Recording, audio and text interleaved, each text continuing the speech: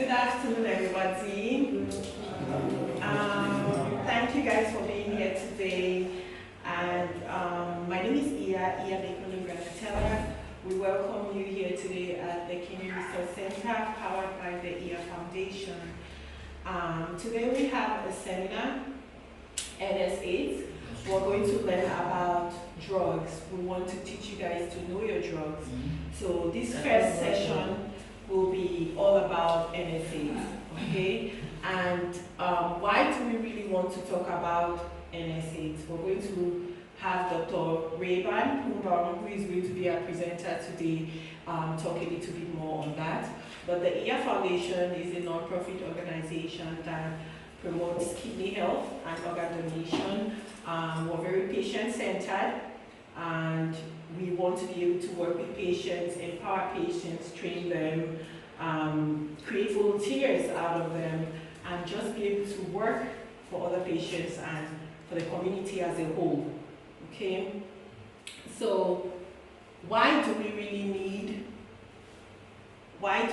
need kidney health education? Why do we really need kidney health education? Kidney failure and chronic kidney disease is the fastest non-communicable disease in the world today. I'll continue to state that, I can't overstate it. It's killing more and more people every day. Over 850 million people have suffered from kidney failure in the past year, and this was a start from the World Health Organization in 2017. More than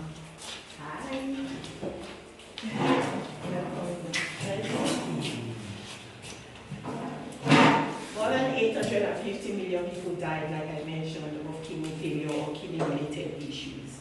Okay, and in Cameroon alone, kidney failure accounts for about over 3,600 deaths. All right, and that's like 1 in every 62 deaths. So kidney failure is quite prevalent in Cameroon. And why do we worry? We worry because just imagine we'll have a population of about 25 million people. All right, in that 25 million people, we only have 6 dialysis clinics. Only 6. That's terrible. We're not saying all 25 million people are going to get sick, but we're saying it's not enough. We don't have the ability, we don't have the capacity to cater to the amount of people, at least 3,600, 3,500 people. We don't have that kind of capacity to cater to the prevalence of kidney disease in Cameroon, okay? And the dialysis clinic right here across the street in Buea, we have over 70 patients there. We only have 6 machines catering to these people. So these people, machines are working non-stop, it's overwhelming. We face life issues. They have no backup generator, which is a huge problem. They face shortage of materials. We're dealing with people who are internally displaced. We have people who have to come from very far. We have someone here from Melon. We have people who are from Tumba. They have to come from very, very far because of the limited dialysis clinics that we have. So kidney disease is not something that we really want to joke with. The best way for us to fight this is through prevention. Prevention is our best option, okay? And that's why, it's very important to know that kidney disease and kidney failure is preventable. We can prevent it. We have to just modify our lifestyles and live some, exercise, do some healthy habits that we're going to elaborate on a little later, but we can prevent it. Managing our blood pressure and diabetes, which are the 2 leading causes of kidney failure, we can manage this disease, okay? And I'm just going to give a little highlight of some statistics in the US. In the US, 12 people die of kidney failure every day. And I think that stat is actually changing to 13 people dying of kidney failure every single day. That's an average of 1 every 3 hours. 1 every 3 hours. And although we do not have organ transplantation as an option yet, when your kidneys fail, you have two renal replacement therapies, which are treatments for kidney failure: dialysis and organ transplantation. Dialysis is what's common here, hemodialysis. Okay, but in the US they have the option of transplantation. As we speak, over 100,000 people suffer from kidney failure, on the transplant wait list rather.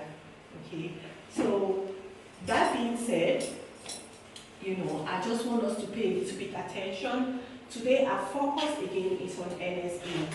Okay, Dr. Reybold is our speaker for today. She's a pharmacist, a doctor of pharmacy.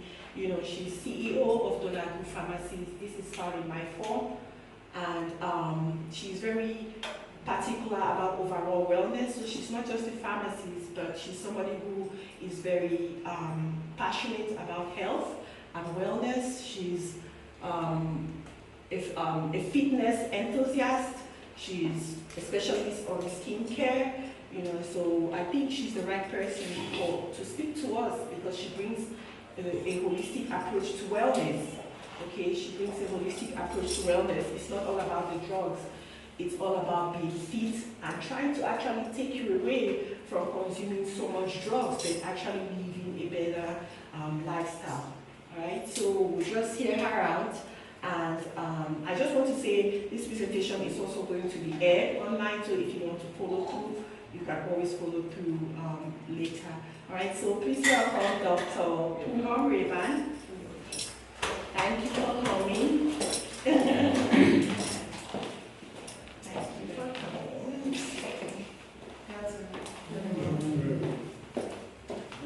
As it said here, that she really presented me, I'm Dr.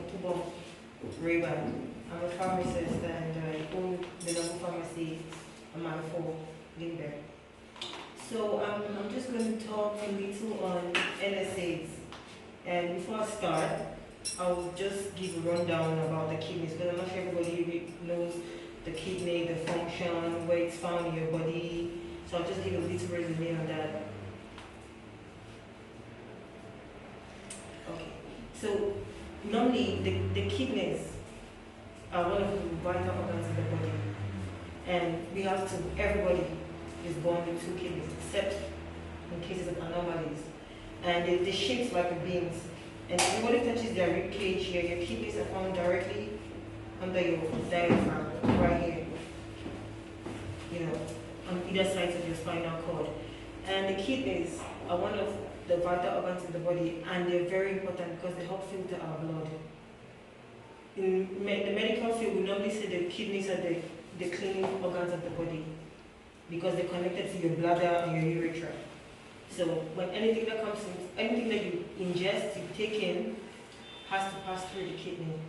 So imagine if you overtake something and the kidney has to overwork, then imagine how what it does to your kidneys. So, next slide. Okay, so the kidney has 2 main functions actually that everybody needs to know. One, it cleans your system, and it also cleans your blood. It maintains the balance in the blood. The blood is made up of a whole lot of different entities. So the kidney makes sure that each component is at the exact quantity. It regulates osmolarity, regulation of ion concentrations. All of us have ion concentrations. We have magnesium, sodium, potassium in our body. So the kidney assures that each and every one of us ion concentration is at the correct level for your body at that time. Excretion of waste and toxins. So everything that you take in and is waste, the kidney sends it to the bladder and it comes out in your urine. I said, I'm too fast. No, it's okay. Yes.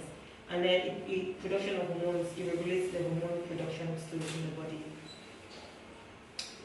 Okay.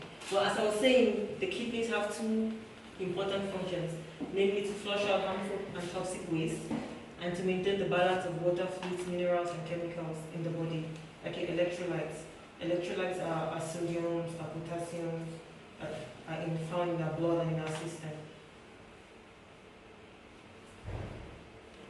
Okay. Now, the main focus today is we're talking about NSAIDs. NSAIDs non-steroidal anti-inflammatory drugs. These are normally drugs that we buy over the counter without prescriptions.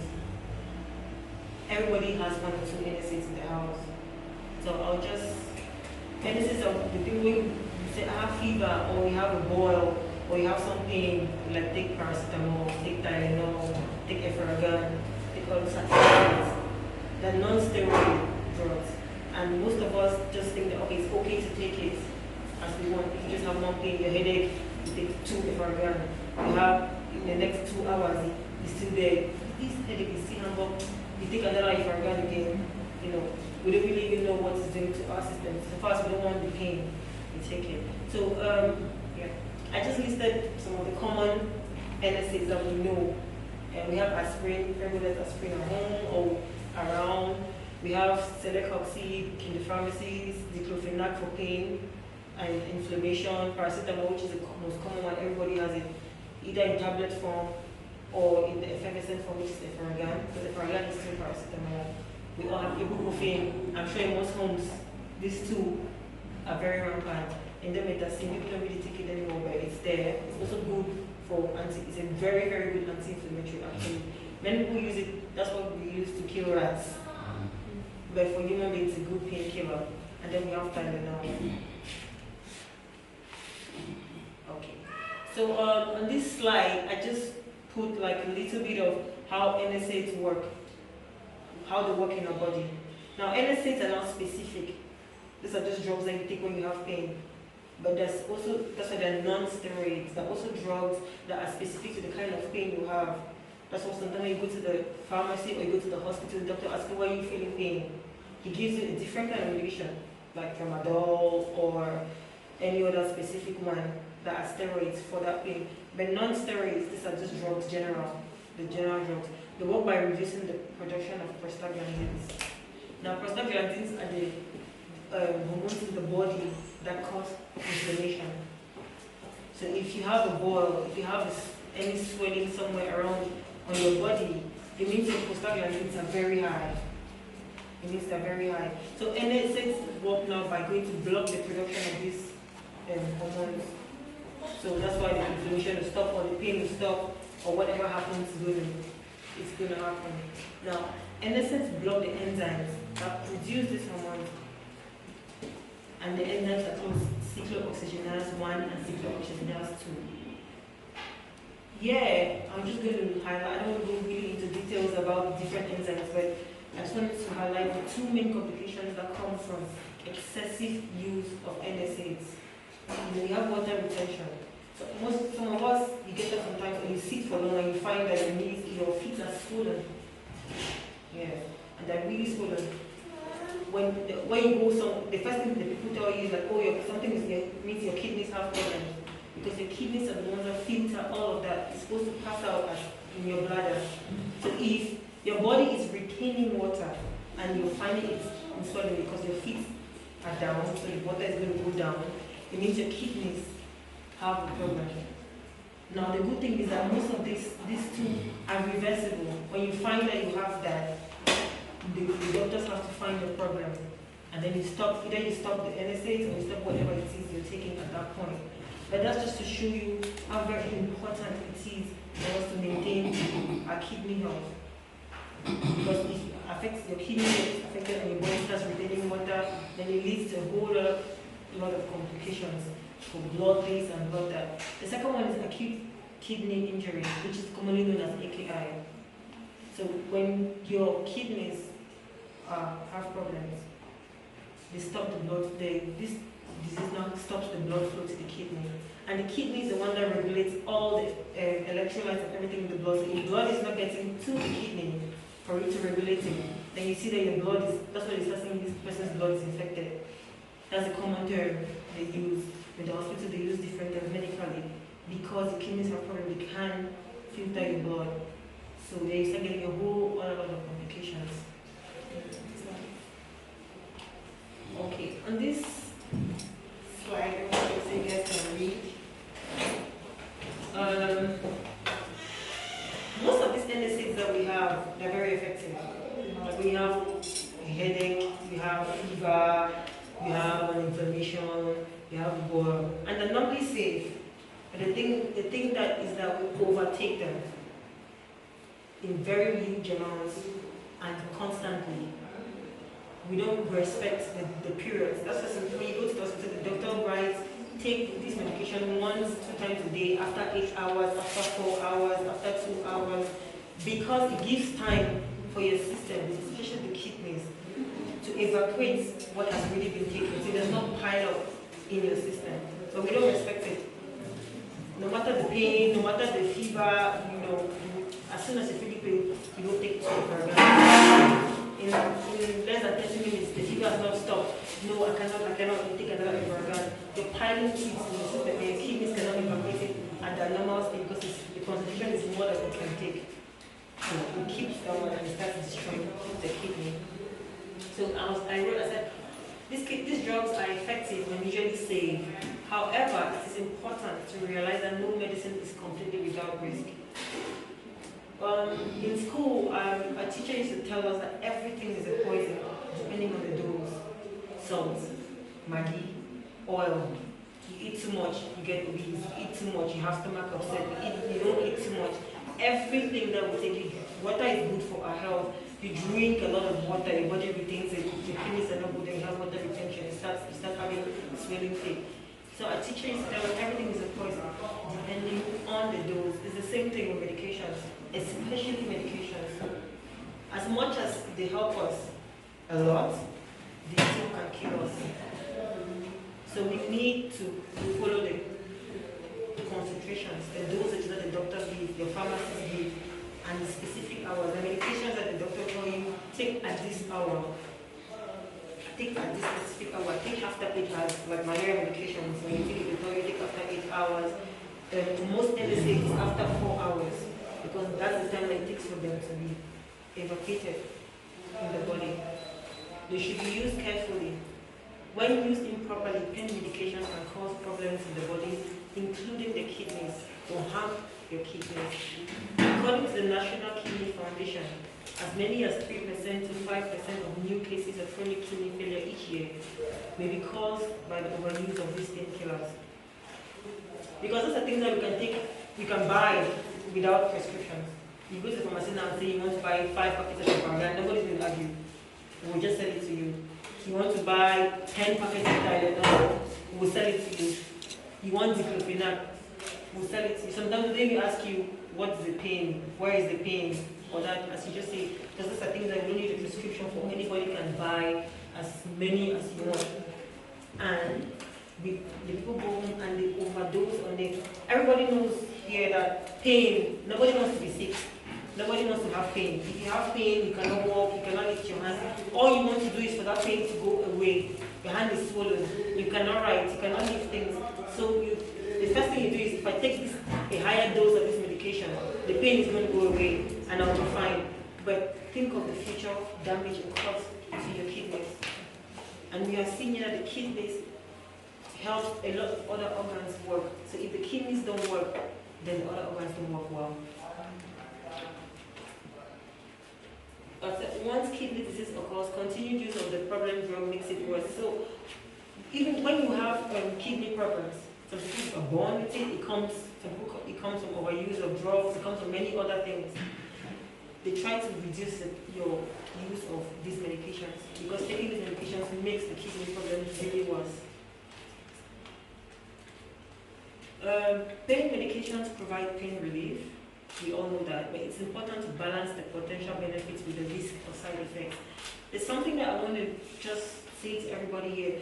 Many of us, most of us, when we buy medications, we don't read the instruction leaflet. I tell you, if you take out that leaflet and take your time to read it, sometimes you put the medicine down like I prefer not to take it, because the second effects, they call it the undesirable effects, some of them are very heavy, that you prefer to persist in what you're going through than take it. Like you take medications, you're dizzy, you're vomiting, you take medications, you're lightheaded, you take medications, you're thirsty, dryness, you take medications. So they're saying that sometimes when you take these medications, read the instruction leaflets and weigh the benefits and the risk. You be like, okay, In case where maybe you are being prescribed, the doctor will prescribe the Yeah. medication for you, yes, do you have to read the leaflet, Yes, or the doctor will not know what the consequences of the Yeah. drug is? sometimes the doctor takes what you tell him or her. You understand? He takes what you tell him or her. Sometimes when you read the leaflet, you realize that you see some of the undesirable effects, and you realize that you cannot live with that. You cannot, if you tell you that if you take these medications, you're going to be sleeping. Let's just say, all cough medications, all medications for cold make you sleep. But you're somebody who is driving, maybe you're a driver, maybe you're somebody who is always on the road. You cannot be taking cough medications and sleeping on the road. So you can call your doctor up and say, see, this one, I've read this medication's effect, and I've seen that it's going to make me sleep a lot. So I'm someone who is always on the road driving. Is there any other medication that I can take that will not make me sleepy? It's in your place to discuss with the doctor, because the doctor takes what you tell him. If you didn't tell him that you're somebody who is driving on the road, or is a driver, or is this, so it's always advisable to read it. The medications that cause gastric, ibuprofen, that's why you see that ibuprofens now that are gastro-resistant. Diclofenac causes a lot of gastric pain. There are diclofenacs that are gastro-resistant. So if you read it, you will realize that it causes you gastric pain, but it reduces your pain. It will reduce the inflammation, but you will be having gastric pain. You don't want to live through that, because like if you take it and you have gastric pain, then you have to take something for the gastric pain. So you're just taking one medication after another. You sit down with the doctor, then he give you the gastro-resistant one. That's why they're creating different kind of medications for different kind of things, because like some medications, the effects are very, very dangerous than what they are treating.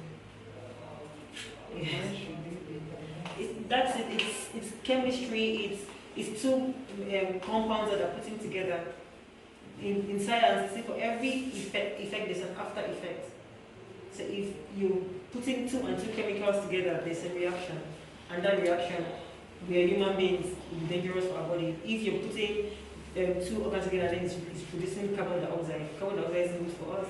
So they're trying to find another medication that will help evaporate the carbon dioxide, but it will treat that. Just like aspirin.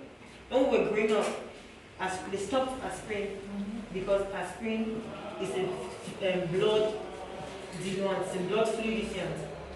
So they realized that if they give you for pain, it doesn't make your blood coagulate, and human beings' blood has to coagulate. Yeah. So they were giving patients that are cooperated, and then realizing that their blood is not coagulating, they realized it was aspirin, they stopped it. So aspirin is a good, very good anti-inflammatory painkiller, fever reducer, but it has after effects, which is very dangerous. And we should also note that some of these after effects are also used for different things. Because now aspirin has come back and is given to diabetic patients, because the after effect of aspirin, when your blood is too coagulated, it affects your heart, hypertension, and cardiac arrest, all of that. So people who are hypertensive now, they give them aspirin 81. They give them aspirin because it fluidifies their blood. Okay, so that's it. All pain medication carry a side effect. All pain medication carry a risk of side effects. It's important to always read the label to see what type of medication you're taking. If you have decreased kidney function, certain types of pain medications, such as NSAIDS, which we've listed before, non-steroidal anti-inflammatory drugs are not recommended because they reduce blood flow to the kidneys. High doses and long-term use of painkillers may harm the kidneys, even healthy ones. Pain medications to be taken exactly as prescribed or as directed on the label at the lowest effective dose for the shortest period of time. Here, I'm just going to say something else. As much as medications help us, I'm a pharmacist, but I still advise my patients and I tell them, if you can find a non-medicinal way to treat what you're going through, like pain, like inflammation, take the lowest dose possible. There are many other ways. I'm somebody, I advocate for working out sports. If you alternate, if you have a very healthy lifestyle, what you eat, your workout and everything, there's certain things that you're going to avoid. But pain comes with anything. You can hit your hand. That one is not your lifestyle that is going to make you not hit your hand. You might hit your head, you might have something that happens. You take the medication as the doctor has prescribed. Don't go up your dose because the pain is too much. If the pain is too much, get back to the doctor, which boils down to auto-medication. We auto-medicate ourselves a lot, especially here in Cameroon. We know everything. Somebody comes to the pharmacy, my head is aching, I hit my hand, I want Tylenol. Let's just say maybe Tylenol 80. And I'll be like, can I see this? And I'll be like, no, for this kind of thing, I prefer you take this one. And they will argue with you and argue and argue. But the doctors know best what is good for you. So if you have the pain and it's continuing and you're taking the dosage that the doctor has given you and it's not working, get back to the doctor and explain that to him or her, and they're going to find an alternative rate or going to up your dosage depending on the time period. You see, but it's always better to always take the lowest dosage possible to treat what you're going through.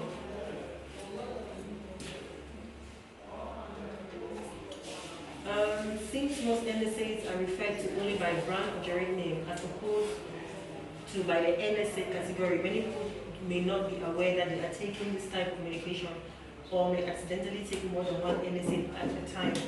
That's what I said at the beginning. Most of us, nearly everybody here has NSAIDs in their house, but we don't call it by that name, like NSAIDs. We just call it Efragan, we call it Tylenol, we call it aspirin. You see, and we have it in our first aid boxes at home.